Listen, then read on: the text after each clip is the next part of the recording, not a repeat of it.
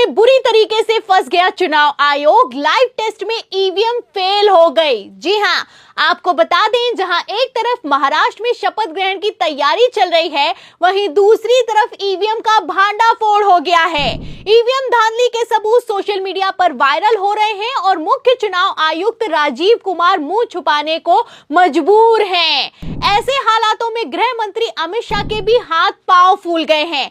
अमित शाह तो इतने टेंशन में आ गए हैं कि धारा 144 लागू कर दी गई है और तो और इंडिया गठबंधन को वोट करने वाले वोटर्स को भी हिरासत में ले लिया गया है। तो महाराष्ट्र चुनाव के बाद महाराष्ट्र के अंदर की गुत्थी अब सुलझने लगी है कि किस तरह से महाराष्ट्र के अंदर एक गांव के अंदर पूरी तरह से बैलेट पेपर से चुनाव हुए हैं और उस बैलेट पेपर के अंदर जो नतीजे सामने निकल कर आए हैं उससे कहीं ना कहीं पूरी बीजेपी पार्टी के अंदर खलबली मची हुई है। अमित शाह के हाथ पांव फूले हुए हैं, वहीं पर इलेक्शन कमीशन ऑफ इंडिया बुरी तरह से फंस चुका। दोस्तों, एक गांव ने पूरे महाराष्ट्र चुनाव की पोल खोलकर रख दी कि किस तरह से महाराष्ट्र के चुनाव के अंदर धांधली हुई है। जिस तरह से विपक्ष पार्टी बार बार ये बात कह रही है कि धांधली हुई है, वो तस्वीरें मैं आप लोगों के सामने रखूंगा। किस तरह से बैलेट पेपर से चुनाव हुए हैं वो आप लोग अपनी आंखों से यहां पर देखिए। अपने ही खेल में बुरी तरीके से फंस गया चुनाव आयोग। लाइव टेस्ट में ईवीएम फेल हो गई। जी हां, आपको बता दें, जहां एक तरफ महाराष्ट्र में शपथ ग्रहण की तैयारी चल रही है, वहीं दूसरी तरफ ईवीएम का भांडाफोड़ हो गया है। ईवीएम धांधली के सबूत सोशल मीडिया पर वायरल हो रहे हैं और मुख्य चुनाव आयुक्त राजीव कुमार मुंह छुपाने को मजबूर हैं। बताइए, ऐसे हालातों ये तस्वीरें हैं महाराष्ट्र की। अमित शाह के भी हाथ पांव फूल गए हैं। अमित शाह तो इतने टेंशन में आ गए हैं कि धारा 144 लागू कर दी गई है और तो और इंडिया गठबंधन को वोट करने वाले वोटर्स को भी हिरासत में ले लिया गया है। तो महाराष्ट्र के नतीजे कैसे पलटते हुए नजर आ रहे हैं, महाराष्ट्र में कैसे पेच फंस गया है, सुप्रीम कोर्ट ने क्या एक्शन लिया है, आपको एक एक करके बताएंगे। लेकिन उसके पहले सिर्फ एक गांव ने कैसे मुख्य चुनाव आयुक्त राजीव कुमार को पूरी तरीके से एक्सपोज कर दिया है, फटाफट से बता देते हैं। सबसे पहले आप बिग ब्रेकिंग देखिए, खबर आप देखिए नव भारत टाइम्स की। देखिए, इसमें लिखा हुआ है कि सोलापुर के इस गांव में बैलेट पेपर से फिर वोटिंग, प्रशासन ने लगाया कर्फ्यू, बढ़ा तनाव, जानिए पूरा मामला। तो आप देख सकते हैं कि महाराष्ट्र में जहां एक तरफ मुख्यमंत्री कौन बनेगा उसका नाम नहीं तय हो पा रहा है, वहीं दूसरी तरफ नतीजे पलटते हुए दिखाई दे रहे हैं। महाराष्ट्र के गांव में बैलेट पेपर से वोटिंग हो रही है और इस वोटिंग के दौरान तनाव फैल गया है। तनाव इस बात को लेकर फैल गया है क्योंकि पुलिस ने वोटर्स को हिरासत में ले लिया है और तो और धारा 144 लगा दी गई है। बताइए, अब ऐसे में आप समझ सकते हैं कि कैसे गृह मंत्री अमित शाह भारी टेंशन में आ गए हैं। आपको बता दें, सोलापुर का एक गांव है जहां पर शरद पवार के कैंडिडेट उत्तम राव जानकर को 843 वोट मिले, वहीं भारतीय जनता पार्टी के 7 पुते को 1003 वोट मिले हैं। अब इसी को लेकर गांव वाले नाराज हैं, पब्लिक नाराज है और पब्लिक ने ईवीएम के वोटों को खारिज कर दिया है। पब्लिक का कहना है कि जो भारतीय जनता पार्टी का प्रत्याशी है उसको ज्यादा से ज्यादा इस गांव से 100 से 200 वोट मिलने चाहिए थे। आखिर कैसे 1003 वोट मिले हैं? अब इसी को लेकर पब्लिक ने ईवीएम के वोटों को खारिज कर दिया है और पूरे गांव में बैलेट पेपर से चुनाव करवाए जा रहे हैं। तस्वीरें आप देख सकते हैं कि जब चुनाव आयोग फिर से चुनाव करवाने या फिर कि बैलेट पेपर से वोटिंग करवाने के लिए तैयार नहीं हुआ है, तो बाकायदा गांव वालों ने अपना पोलिंग बूथ बना लिया है। पोलिंग बूथ बना लिया, सच्चाई जानने के लिए पेटी भी रखी गई है, पीठासीन अधिकारी को भी बैठाला गया है, वेरिफिकेशन भी हो रहा है, वोटिंग भी हो रही है। अब इस वोटिंग को लेकर गृह मंत्री अमित शाह भारी टेंशन में दिखाई दे रहे हैं और तो और चुनाव आयोग भी बुरी तरीके से फंसता हुआ नजर आ रहा है। और टेंशन तो इतनी ज्यादा हो गई है कि पूरे के पूरे गांव में धारा 144 लगा दी गई है। 5 से ज्यादा लोग इकट्ठा नहीं हो सकते हैं और तो और मैं आपको बता दूं कि कई लोगों को हिरासत में ले लिया गया है।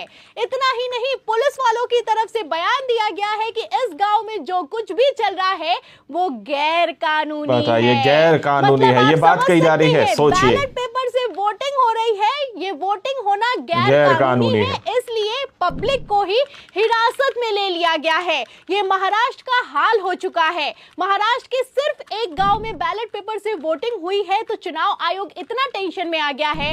अगर पूरे महाराष्ट्र में बैलेट पेपर से वोटिंग हो जाएगी या फिर की रिकाउंटिंग हो जाएगी तो चुनाव आयोग का क्या होगा आप समझ सकते हैं। फिलहाल हालात कितने खराब हो गए हैं इस गांव में जो कि सोलापुर का है, उसके लिए मैं आपको बिग ब्रेकिंग भी दिखा देती हूं। खबर आप देखिए भास्कर की, इसमें लिखा भी हुआ है कि बैलेट पेपर से वोटिंग कैंसिल, गांव वालों को ईवीएम पर शक था, साबित करने के लिए मॉक पोल वोटिंग रखी गई, प्रशासन बोला ये गैर कानूनी है। तो मॉक पोल करवाया जा रहा था, डमी वोटिंग करवाई जा रही थी, लेकिन इससे भी बीजेपी टेंशन में दिखाई दे रही है। और चुनाव आयोग भी फिलहाल जहां महाराष्ट्र की अगर बात की जाए तो महाराष्ट्र में हरियाणा विधानसभा चुनावों का पानी भी सिर से ऊपर निकलता हुआ दिखाई दे रहा है। महाराष्ट्र चुनावों के जो नतीजे निकलकर सामने आए हैं उसको इंडिया गठबंधन स्वीकार करने के लिए तैयार नहीं है।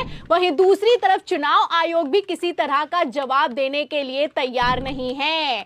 अब ऐसे हालातों में सुप्रीम कोर्ट में याचिका लगाई गई है। सुप्रीम कोर्ट में याचिका लगाते हुए मांग की गई है कि तत्काल प्रभाव से चुनाव आयोग पर एक्शन लिया जाए। आखिर कैसे चुनाव आयोग ने महाराष्ट्र और झारखंड के विधानसभा चुनावों में प्रत्येक पोलिंग बूथ पर वोटर्स की संख्या 1200 से 1500 कर दी है, ये समझना मुश्किल दिखाई दे रहा है।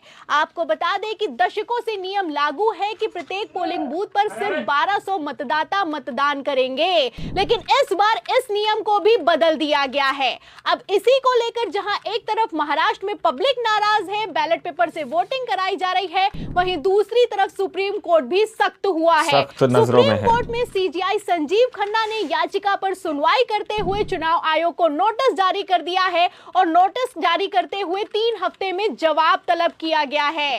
सीजीआई खन्ना ने साफ साफ कह दिया है कि अगर प्रत्येक पोलिंग बूथ पर 1200 की क्षमता है तो आप 1500 वोटर से कैसे वोटिंग करवाएंगे। अब इस पर चुनाव आयोग की बोलती बंद है। चुनाव आयोग पहले तो सुप्रीम कोर्ट में जवाब नहीं दे पाया है और अब आप देख सकते हैं कि महाराष्ट्र में महज एक गांव में बैलेट पेपर से हो रही वोटिंग से चुनाव आयोग बुरी तरीके से फंस गया है। वैसे भी मैं आपको बता दूं कि महाराष्ट्र में सिर्फ एक गांव की बात नहीं है, कई गांवों से खबरें निकलकर सामने आई हैं कि ईवीएम से धांधली हुई है, वोटों की चोरी हुई है। खबरें तो यहां तक मौजूद हैं कि पूरे के पूरे गांव में कांग्रेस को 0 वोट मिला है। खबरें यहां तक मौजूद हैं कि प्रत्याशी को उसी के परिवार का वोट नहीं मिला है।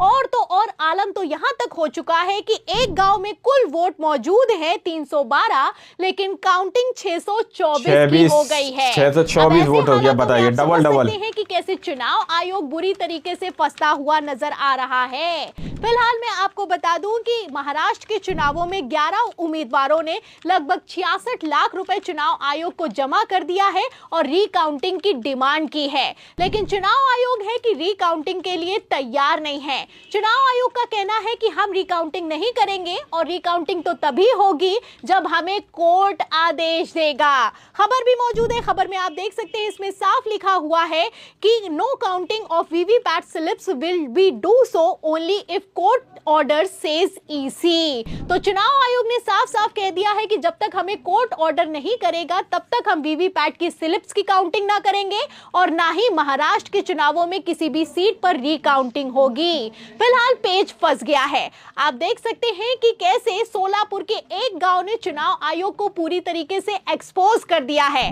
अब ऐसे हालातों में अगर रिकाउंटिंग होगी तो चुनाव आयोग का क्या होगा आप समझ सकते हैं। क्या होगा समझिए। आपको लगता है कि महाराष्ट्र के चुनावों में कोर्ट ऐसा ऑर्डर देगा कि फिर से रिकाउंटिंग हो, और अगर रिकाउंटिंग होगी तो क्या मुख्य चुनाव आयुक्त अपने पद से इस्तीफा देंगे? इस सवाल के जवाब में इस पूरी खबर पर, महाराष्ट्र के चुनावों पर आपको क्या लगता है? दाल में कुछ काला है या फिर पूरी दाल ही काली है? आप जो भी सोचते हैं हमें कमेंट बॉक्स में जरूर लिखें। वीडियो को ज्यादा से ज्यादा शेयर करें, हमारे चैनल को लाइक करें, सब्सक्राइब करें, ज्वाइन करें। फिर मिलते हैं अगली खबर के साथ, तब तक के लिए। तो आप लोगों ने इस वीडियो को शुरू से आखिर तक देखा। वीडियो के अंदर साफ तौर पर बात की गई कि किस तरह से महाराष्ट्र के अंदर की तस्वीरें हौले हौले करके क्लियर हो रही हैं। वहां के लोगों ने ईवीएम के नतीजे को पूरी तरह से नकार दिया है और वो लोग कह रहे हैं कि हम ईवीएम की वोटिंग को, काउंटिंग को जो है एक्सेप्ट नहीं करेंगे, क्योंकि जिस गाँव में बैलेट पेपर से चुनाव हुए हैं उस गाँव का मानना यह है कि यहाँ पर बीजेपी पार्टी को बमुश्किल 100 या 200 वोट मिल रहे थे, लेकिन बीजेपी पार्टी को यहाँ पर दूसरे कैंडिडेट से ज़्यादा वोट मिल गए, जो कि हमें स्वीकार नहीं है। और उन लोगों ने एक डमी वोटिंग वहां पर शुरू कर दी, यानी कि ये जानने के लिए कि कितना वोट किस पार्टी को दिया गया। एक डमी वोटिंग वहां पर बैलेट पेपर से की जा रही थी, पीठासीन अधिकारी भी बिठा दिया गया वहां पर, और वहां पर वेरिफिकेशन भी शुरू कर दिया गया था, वहां पर वोटिंग भी हो रही थी। लेकिन वहां पर डर और खौफ आप देखिए कि वहां पर धारा 144 लागू करा दी गई। जैसा कि पत्रकार महोदया ने बताया कि वहां पर इंडिया गठबंधन को जिन लोगों ने वोट दिया उन लोगों को अरेस्ट भी किया जा रहा है, और कहा जा रहा है कि ये जो वोटिंग हो रही है, यानी कि वहां पर जो डमी वोटिंग हो रही थी, वहां पर ये जानने की कोशिश की जा रही थी कि आखिर कितना वोट किस पार्टी को यहां पर जाता है बैलेट पेपर से, उसको गैर कानूनी बता दिया गया। जरा सोचिए डमी चीज को, आखिर वो किस लिए गैर कानूनी, कोई उससे ये तो होगा नहीं कि वो अपनी मर्जी से किसी भी कैंडिडेट को चुन लेंगे, लेकिन उससे ये स्पष्ट हो सकता है कि आखिर कौन सी पार्टी को कितने वोट यहां पर मिले।